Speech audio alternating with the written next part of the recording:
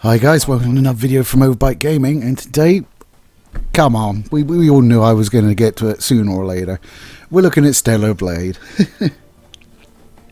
So, Stellar Blade is a third-person kind of Souls-like little bit, where you are in control of an angel, a member of the 7th Airborne Squad, who has been sent down from a colony to fight the Naytiba, and she's super hot.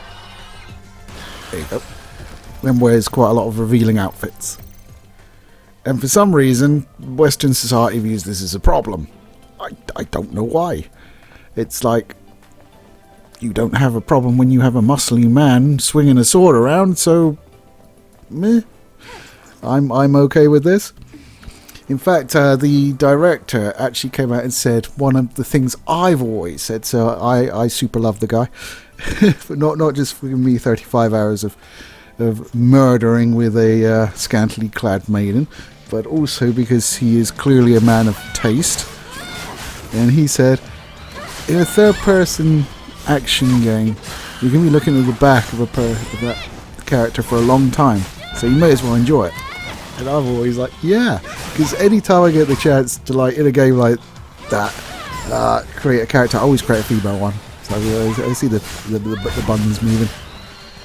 Hey, I'm a red-blooded man, or pervert, depending on what word you want to use. But I have no problem with the female form, and I appreciate it greatly, especially when it's a nice one.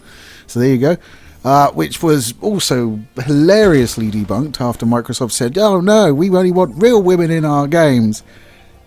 It was based on a real South Korean model. Just saying. So they kind of got egg on their face there. And yes, she is hot in real life as well. So well done her for her genes, or whatever work she may have had. I've not looked into it. So we're trying to move away from that. So Stellar Blade, the story itself, it's been said many times before, and I'm not going to disagree that there's definite inspiration from Nier. In fact, the director's already said it. There's definitely inspiration from Nier Automata. I won't go into certain elements of that because it is a bit spoilery, but there is kind of like a huge left turn partway through the game and you're like, oh, everything I knew is wrong. Yay. But to be fair, I mean, the story is what it is. It's not great. The voice acting's not great. Speaking for the English dub only, because, you know, I don't speak South Korean, so that'd probably be why. Oh, and just so you know, North Korean's ostensibly the bad one, South Korean's the good one, which has like hot women in singing groups doing dances that you can watch on YouTube in VR. And I've never done any of that. Ever. No, not even away pink. I may have said too much. So the story is what it is. It's like dystopian. There's one city of humans left on the planet, and you're trying to like help them while you're also sort of under orders to eliminate the Alpha Naytiba, who are like the bigger of the bad guys. They're very impressive. All the creature design is wonderful. It reminds me a little bit of some of the stuff on Sweet Home, at least the first season. I never really got into the second season for some reason. I really liked the first season though, and you know, they paid that money for that Imagine Dragons song, so they were damn well going to use it. And they did about 4 times an episode, so there you go. But it's a good show. South Korea just was kicking it out of the park. They've done so many good shows and movies, and now we're getting games as well, so go South Korea. I might move there with all the K-pop ladies. Never mind. Moving on.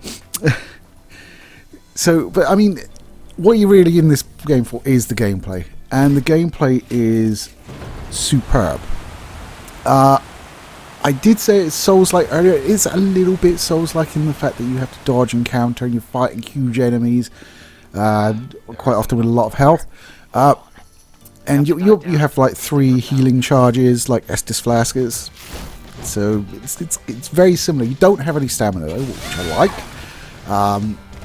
That makes it a bit more accessible to me. And I find the dodging and the parry windows are they're a lot more generous, and you can play it on director mode, which I think is probably what you're going to be seeing in the footage. Where occasionally it will give you button prompts rather than just cues from like flashes of your weapons and things like that.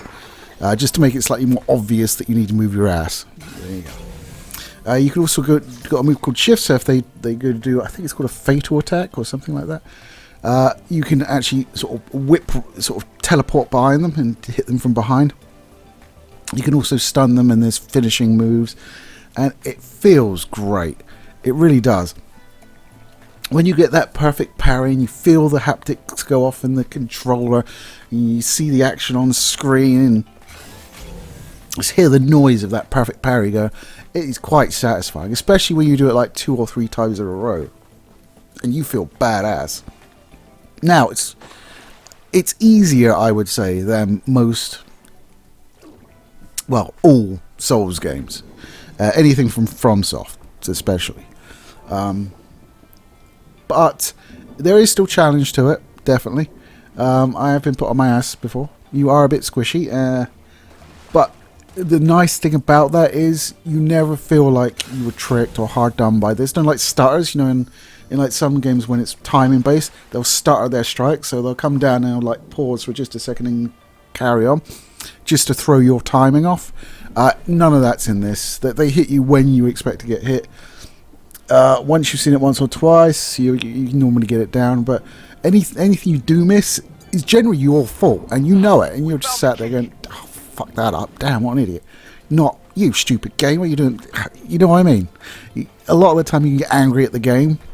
I didn't find that happening with this. I found it was like me being a stupid idiot and not pressing the parry button or not dodging at the correct time. And it was all stuff that I know I can do, I just didn't do it, so it's like that. You just need to, I don't want to say get good, but pay attention and you'll be fine. The enemy designs, they're great. The Naytiba, wonderfully designed, very icky, very gooey, very mutant, very toothy. It's just, the guy that designed them just did an outstanding job. Apparently he does like stuff for movies, so maybe he actually worked on Sweet Home, maybe, I don't know. But yeah, it's kind of like a lot of the stuff that you'll see coming out of like Korean media. Very imaginative and creepy, and yeah, very. I mean, I just gushing. And of course, you have the graphics. The graphics themselves are pretty good. I wouldn't say they're the best I've ever seen, but they're certainly serviceable. And of course, the character models look very nice. You do have about 70 odd outfits that you can unlock, and I will freely admit, because like normally I'm a story kind of gamer, so it's the story that drags me along. In this, it was a little bit more about finding the outfits. It's like if I unlocked a new costume, I would like give up whatever quest I was doing and just go straight to the trader and buy the parts I needed for it. And there's some pretty spicy ones, and there's some more conservative ones in there. So you know, you don't have to have her running around with her arse hanging out like I do. I think the one I like particularly is Red Hooded, something like that, which is basically a hooded swimsuit and stockings. So I can't help but my leg, man. Shut up. So there's that. You can also change the costumes of your 2 ancillary characters. So you have Adam and you have Lily. There we go. Remembered it. Went blank for a moment. So you can change their costumes up as well, but obviously it's Eve that you're going to be paying most attention to because she's the one on screen, you know, for the majority of the game. There's even some sort of survival horror stuff in it where it won't let you use your sword, and you literally have to use a gun, and it's jump scares and dark and stuff like that. It's a nice mix up, actually. It's really well considered. So you also have a drone, which your support team can talk to you through. You can also scan to reveal enemies, objectives, collectibles, stuff like that. And a little way into the game, it becomes able to become a gun. It basically zips onto your wrist and you shoot it like a gun. This is probably my main complaint, to be fair. So there's puzzles you need to do, yeah? So you go off, you spend, 15 minutes fighting your way to a place. And you get there and you pull a lever or something and these targets pop up that you need to shoot. Can jump up and hit them? No, you have to shoot them. And then you realise you've used all your ammo fighting your way here. You're like, shit. So,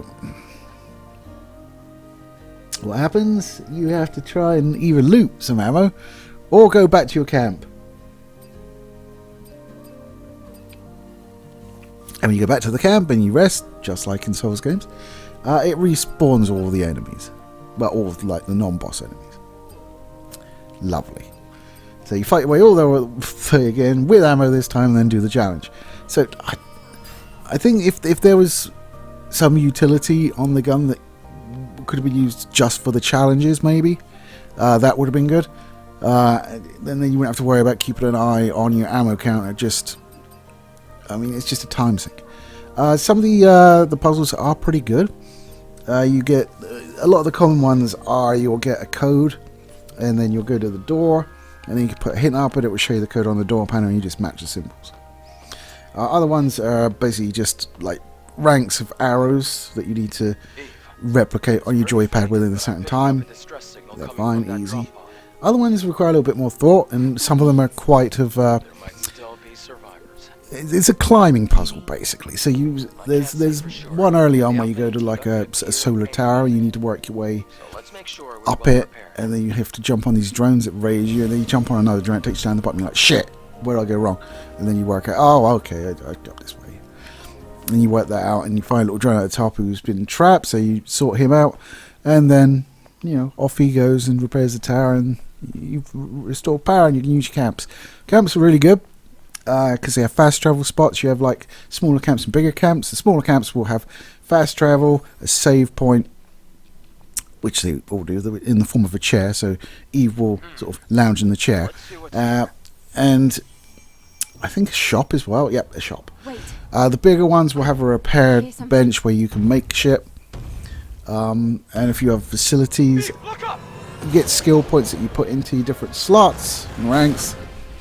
And you have different skills that you can use either based on the left or the right bumpers, or R1 left one on PlayStation, which is what I should probably use because it's where the game's available. And it's exactly what you would think from that. It's just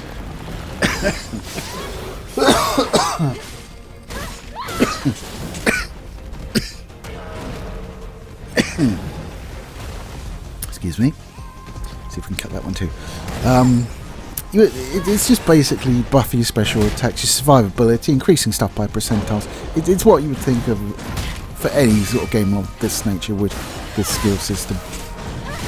But it just all runs so well together that it's just a joy to play. Even like just seeing a new bad guy is quite exciting because you're like, I don't know what he does. I need to get in there and have a look. It's even better if you can sneak up on them and insta-kill them, because then you get the information of what they do, even though you didn't have to fight them. It's quite fun, that. There's a lot of world building going on, but I don't think it's particularly good in world building. I mean, you can change Eve up in other ways outside of the outfits as well. You've got a barber's that you unlock by going and getting him his barbering equipment from a trash pile out in the wastelands, which is fun. And you can also put like facial stuff on her, like glasses, things like that, and earrings. I'm not super sure that a lot of it's just cosmetic, and to be fair, I'm down with that. So there you go. I am not going to complain. She's a bit thick in the trunk for my liking. I don't particularly like all the gear in the rear sort of thing. Nice sort of part. And nicely sized, but not. Yeah. The bottom's never really done it for me, put it that way. But yeah, I thoroughly enjoyed my time with Stellar Blade.